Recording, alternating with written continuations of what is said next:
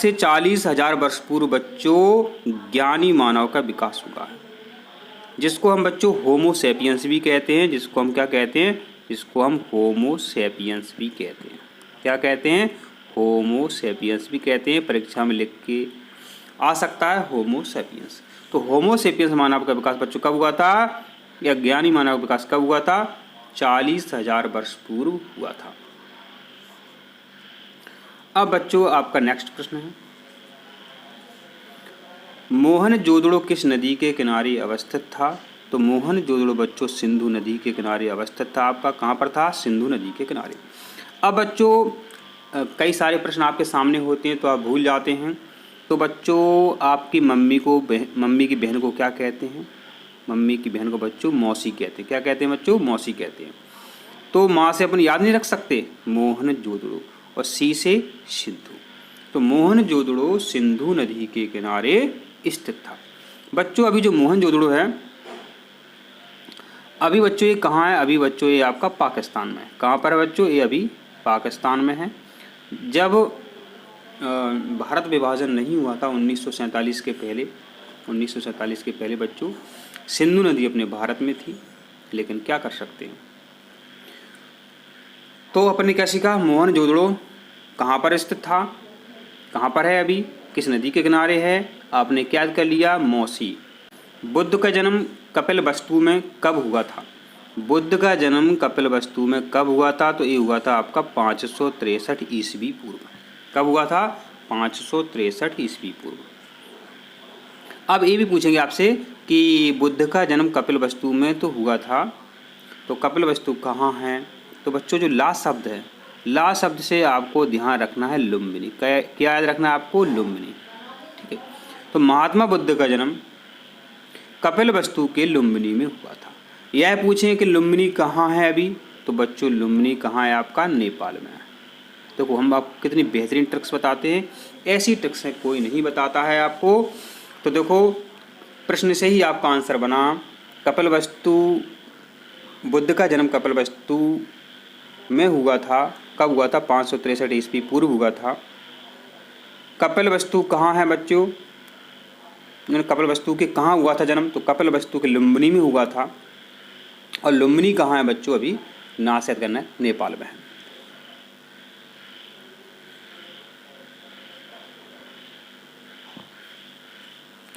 महमूद गजनवी ने कितनी बार भारत पर आक्रमण किया?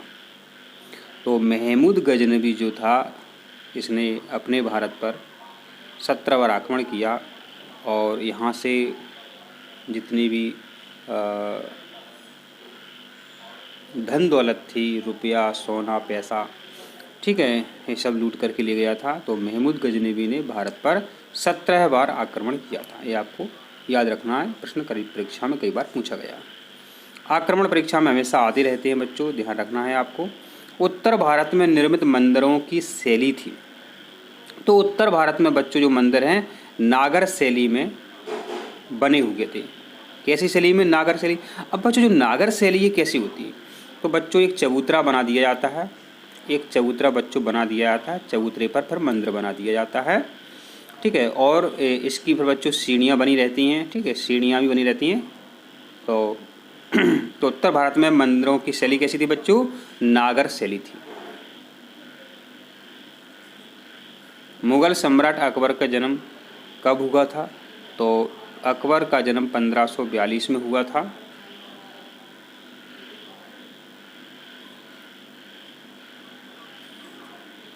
पानीपत की तीसरी लड़ाई कब हुई थी? तो पानीपत की लड़ाई कई बार परीक्षा में पूछी गई है, ध्यान रखें। तो पानीपत की लड़ाई बच्चों कब हुई थी? वो 1761 में। पानीपत की लड़ाई जो है 1761 में हुई थी। देखो बच्चों पहली लड़ाई, दूसरी लड़ाई और तीसरी लड़ाई, इन पर हमेशा प्रश्न आता रहता है। तो देखना आप, पहली लड़ाई जो बच्चों 1526 में हुई थी। कब हुई थी? 1526 में पूछा गया है। अब आपको हम इसी प्रश्न को 3 बार बताएं, क्या फ़ायदा है? 4 बार बताएं तो एक ही प्रश्न में कंप्लीट कर लो, याद भी रहेगा आपको। तो पहली लड़ाई जो है पानीपत की बाबर और इब्राहिम की मध्य हुई थी, बाबर और इब्राहिम के मध्य हुई थी। तो बच्चों अब क्या करना है आपको? ये 2 शब्द यहाँ पर काट दो, क्योंकि दूसरे का आंसर निकालने वाले हैं। तो ये आ गया आपका 5 और 6। पानीपत की दूसरी लड़ाई जो बच्चों कब हुई थी? 1556 में। कब हुई थी? 56 में। समझ रहा है? अब आपने 2 काटे थे, अब इसको भी काट के देख लो। अब बचा आपका, अब बचा क्या आपका? 61। कब बचा है? 61। तो आप उनको बच्चों हम ये कहना चाहते हैं कि आपको ये याद रखने की ट्रिक्स है। पानीपत की तीसरी लड़ाई जो बच्चों 1761 में हुई थी। कैसे याद रहे? देखो समझो। पानीपत का जो पहला युद्ध है बच्चों कब हुआ था? पानीपत का जो आपका पहला युद्ध, प्रथम युद्ध है वो कब हुआ था? 1526 में। देखना 1526 में हुआ था। दूसरा कब हुआ था? 56 में। ठीक है, 1556 हो गया आपका। इसको काट दो। तो तीसरा युद्ध कब हुआ था? 61 में हुआ था। बस इतना ध्यान रखना है। ये 61 याद आ जाएगा तो आपको यही भी याद आ जाएगा कि पानीपत की तीसरी लड़ाई 1761 में कब हुई थी? 1761 में हुई थी। तो ये युद्ध हमेशा आपसे पूछे जाते हैं, तो हमने आपको ट्रिक्स अच्छे से बता दी है। और वीडियो में एक प्रश्न या 2 प्रश्न ऐसे दे देते हैं जिनका आंसर आपको निकालना होता है। आप कहोगे तो पूरे आंसर बताएंगे। इस प्रश्न का आंसर जानने के लिए आप डिस्क्रिप्शन बॉक्स में लिंक पर जाएं, उसको सब्सक्राइब करें और वहाँ पर आपको सभी नोट्स मिल जाएंगे। अब एक बार वीडियो आपने समझ लिया, दूसरी बार वीडियो देखने की आवश्यकता नहीं है। आप ये नोट्स देख लिया करें तो 20 मिनट का काम जो है आपका 2 मिनट में ही कंप्लीट हो जाएगा। ठीक है। बक्सर की लड़ाई कब हुई थी? तो बक्सर की लड़ाई जो बच्चों 1764 में हुई थी। कब हुई थी बक्सर की लड़ाई? 1764 में बक्सर की लड़ाई हुई थी। बक्सर का युद्ध कब हुआ था? 1764 में। सेना में मनसबदारी की जो प्रथा है किसने आरंभ की थी? तो सेना में मनसबदारी की प्रथा जो है बच्चों अकबर ने शुरू की थी। मनसबदारी की प्रथा सेना में अकबर ने शुरू की थी। अकबर का जन्म कब हुआ था? 1542 में हुआ था। अकबर का जन्म कब हुआ था? अभी तो प्रश्न आया था 1542 में अकबर का जन्म हुआ था। भारत छोड़ो आंदोलन कब प्रारंभ हुआ था? Very very most very important. ठीक है, भारत छोड़ो आंदोलन बच्चों जो है अगस्त 1942 में हुआ था। भारत छोड़ो आंदोलन कब हुआ था? अगस्त 1942 में ये शुरू हुआ था। इसकी 2 डेट हैं, एक 8 है, एक 9 है। तो सही आंसर है 9 अगस्त 1942।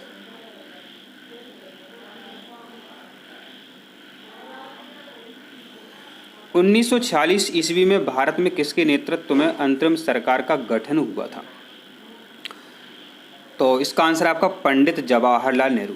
पंडित जवाहरलाल नेहरू के नेतृत्व में अंतरिम सरकार का गठन हुआ था और पंडित जवाहरलाल नेहरू सर्वसम्मति से, संविधान सभा के जो सदस्य थे उनकी सम्मति से प्रधानमंत्री चुन लिए गए थे। तो जो पहली सरकार थी बच्चों उसमें जो राजेंद्र प्रसाद थे वो राष्ट्रपति चुने गए थे। ये आपको यहाँ पर ध्यान रखना है।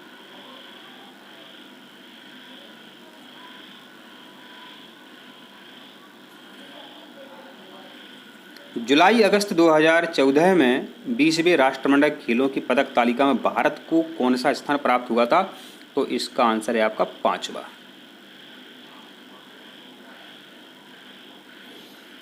ग्यूगेन स्थलाकृति का निर्माण अपरदन के किस दूत के द्वारा होता है?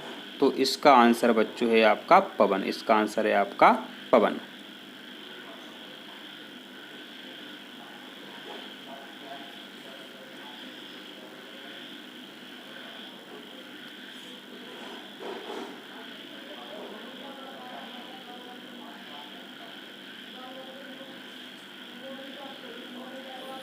नॉर्वे तट जाड़े में भी खुला रहता है।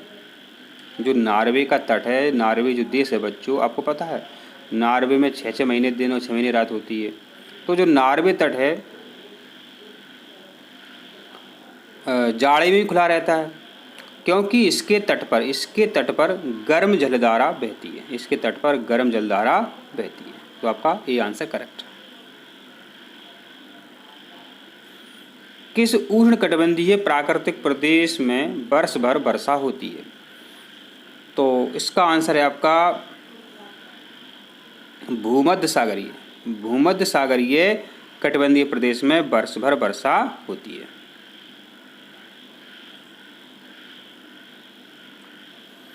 बोकारो स्टील प्लांट कहाँ स्थित है? तो बोकारो स्टील प्लांट आपका झारखंड में स्थित है। बोकारो स्टील प्लांट आपका झारखंड में स्थित है।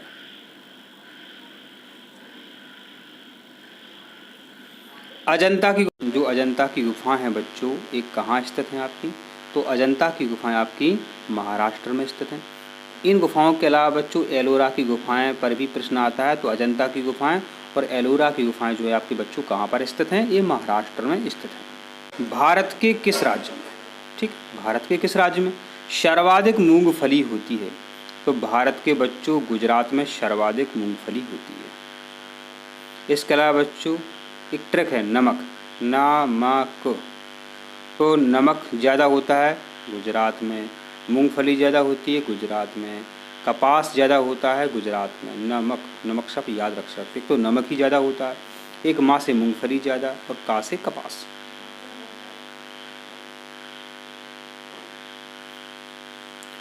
मयूराक्षी परियोजना किस राज्य में स्थित है?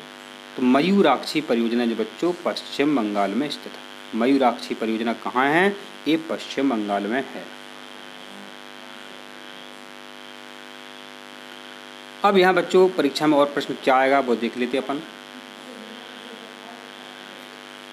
असम में क्या है? तो बच्चों असम में मानस राष्ट्रीय उद्यान है। मानस, मानस कहाँ है बच्चों? असम में है। ये कई बार परीक्षा में प्रश्न आता है, आता रहेगा। मानस कहाँ है? असम में। इसके अलावा प्रश्न आएगा कि जो बिहू है, बिहू, बिहू का संबंध किससे है? असम से। बिहू का संबंध किससे है? असम से। अब यहाँ बात कर रहे थे कि जो मयूराक्षी परियोजना है और जो पश्चिम बंगाल में है, ठीक है, तो पश्चिम बंगाल में और क्या होता है? पश्चिम बंगाल में बच्चों जूट का ज़्यादा उत्पादन होता है, ये भी आपको यहाँ पर ध्यान रखना है। पश्चिम बंगाल की राजधानी कहाँ है? कलकत्ता है, ये भी आपको यहाँ पर ध्यान रखना है। विक्टोरिया महल कहाँ है? पश्चिम बंगाल में है, ये भी आपको यहाँ पर ध्यान रखना है।